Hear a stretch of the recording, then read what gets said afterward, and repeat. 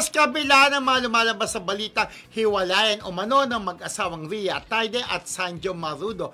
Well, kung tatanungin naman kasi ang dalawa, tikom ang bibig ng mga ito tungkol sa kanilang issue. Gaano kaya ito katotoo?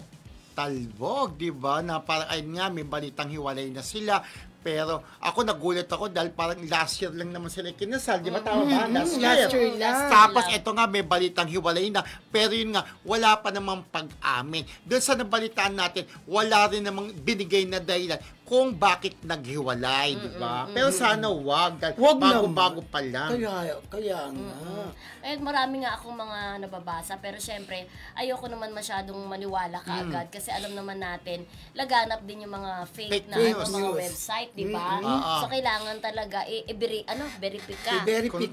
i-verify in English na lang. Para ka mahirapan. Oo, i-verify. Yes. Kung totoo nga ang mga balitang ito at pipilitin nating mag-chat, di ba? Yes. Sa close doon sa dalawa kung may katotohanan Correct. nga ito. Actually, plano kong i-chat si Ibiang, yung mami ni Rhea, para tanungin kung totoo bang hiwalay na o ano lang sila, di ba? Balita pa lang. Ako parang hindi naman ako naniniwala. Nahiwalay na sila. Lalo na kung may involved na bata. True! Pa nung anak nila.